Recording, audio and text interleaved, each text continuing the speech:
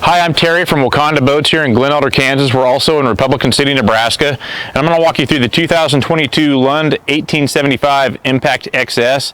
This is one of my favorite models Lund offers. It's definitely one of our top sellers. We try to have lots of these in stock. It's just a really popular model for anybody really that's looking to take up to 6 people comfortably fishing or boating. It's really a dual purpose boat. It's really popular for families that have kids that want to take extra people. And really just the value you get for your money on this package here, it's really just hard to beat in my opinion. Now this is a special order, so I'll kind of show you how he ordered it and the options that he went with. Versus what we would normally stock it with, this has got the actual premium edition graphics. Normally our stock boats would only have the standard graphics, which I'll show you on another boat behind me here. But this is the premium graphics with the red tinted Lund logo. You can get that in silver tinted, chrome tinted, or black tinted, but this is with the red tinted logo. This is shown in red and black. So this is a red and black boat with premium graphics. He went with a custom bunk trailer. Normally our stock boats wouldn't have the custom bunk trailer. We try to edge that back just a little bit to keep it in more people's budget, but this is shown with a custom bunk trailer. It's the exact same trailer. It just gives you nicer diamond plate fenders and nicer wheels. If you want to look back here, I'll kind of show you the difference in these graphics. This is another customer's boat. This is the standard graphics, more along the lines how we'd normally have them in stock. This is shown in gunmetal silver. And he did upgrade them a little bit. This is instead of just a standard sticker Lund, this is the raised chrome Lund decal as well. So those are the differences in graphics versus the standard versus the premium. And this boat is basically 19 feet long. Technically it's 18 feet 10 inches, so it's almost, you should consider it a 19-foot boat. So it's a really good size.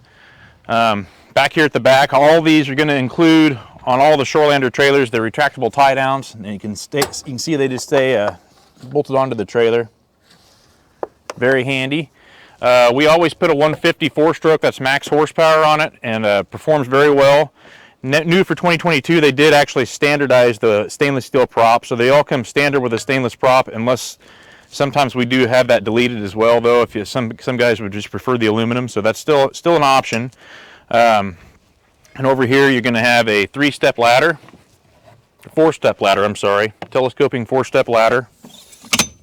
Very nice, comfortable, or easy way to get in and out of the boat. All of our rigging will include this transom board, so when we put a transducer for your depth finder on here, it's always going to be screwed onto one of these. That way it's not putting any more holes in the boat than has to be done. And so that's a standard install for a depth finder that we would do. We always outfit them with or at least I always outfit them here with a transom saver as well. I'll kind of go inside the boat here. Real quick before we get inside here, I was going to show you another custom order a guy did. This is the white and black with the red premium edition graphics with the red tinted Lund. And then back here at the back, I just thought I'd share with you a dual Talon install we did. It works really well on this model because on most boats, when you put 2 Talons on them, it kind of messes up your back ladder. And anyway, we can put them on the outside this way, and you can still have use of your ladder, which is kind of a big deal for a lot of people. But anyway, those that aren't familiar with these are 12-foot Talons. They're shallow water anchors, basically. They're just a telescoping pole that shoots down into the ground, into the bottom of the lake. And it holds the boat, it anchors the boat. So they're becoming more and more popular. It's not real common we put them on, but it is optional on this boat. So I'll kind of start at the back here and just move forward, but you can see you got a really nice sized casting deck on the aft casting deck to stand up here and fish. One of your pedestal seats will move up here, that's your seat base. And what you see here is the ski tow pylon hardware. We always have that factory installed. It's pretty inexpensive to do that, and that way if anybody ever does want the pylon, it's a lot easier than having to go through the install process of doing so. So that's something all our impacts are going to include. Right here in the center you got a good sized live well, removable divider. You can split your species on one side or the other, or bait on one side or the other. So nice sized live well on the aft casting deck. You can see you do got the 2 jump seats. That's one of the things that makes this boat as popular as it is. So it's just a really comfortable place to seat extra people, or if you just even a couple of you, if you're going from A to B, You can just flip this up and you don't have to move your seat from the bow or the back, and just a nice feature. And you can see I got tons of room here too, so if you do have a boatload of people and you got somebody sitting here, there's tons of leg space between me and him, so there's lots of room in this 1875 Impact. Over here on the starboard side, one big improvement they made for 2022 is they added this tank compartment here, so you could put ice in there and drinks or whatever you want to do, or just use it as dry storage. But that's a really cool thing they did for 2022. This guy did opt for the sport top. A lot of ours are gonna, we try to include them kind of mismatch. You know, sometimes we put the sport top with them, some we don't. That way we can kind of move them from boat to boat if you do or don't want it. But you can see how well it stows away underneath these jump seats if you get the sport top. And this is the top hider option as well. So over here on the port side, a lockable compartment here. And you can actually put 2 extra rods here, 8.5 feet long rods that will go in this compartment here. It has 2 tubes for that. Your navigation lights stow in here.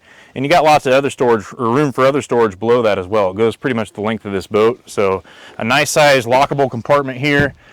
All of our impacts are going to include what they call the on-the-go rod tubes as well. And that's just these 2 tubes on both sides here. And then you can just strap them in place so they don't blow out, or you know, that way you don't have to put them clear back in the main rod box, or they don't end up on the floor where they're getting tripped on and stepped on and broken. So all of ours are going to include that on-the-go rod storage option. The air ride pedestals on these seats is another option ours are going to always include, and that just gives you some height adjustment. It gives you more cushion in rough water. It also, a big reason for doing so is if you're moving your one of these pedestal seats from here to the bow or wherever, it makes it a lot easier than the standard pedestal. You can just pick it up straight up and move it very easily.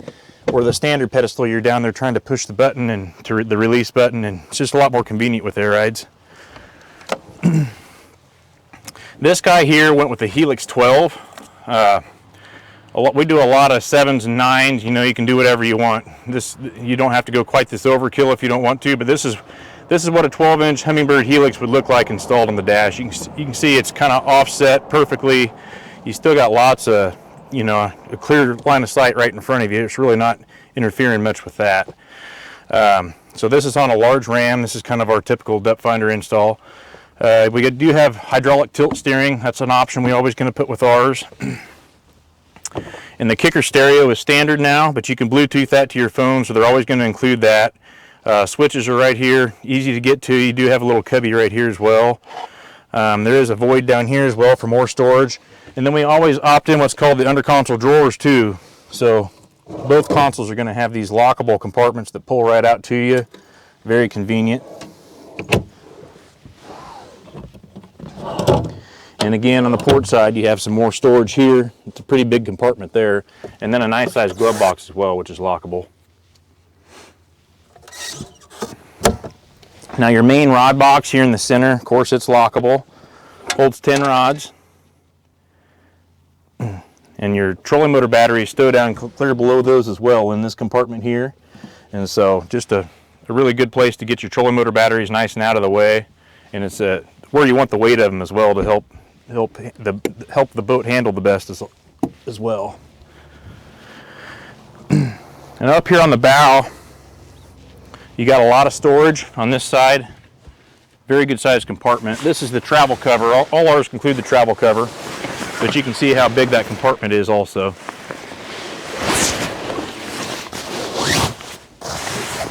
Over here on the starboard side, you have another dry storage compartment.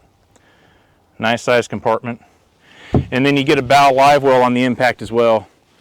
Pretty good sized live well for the bow live well.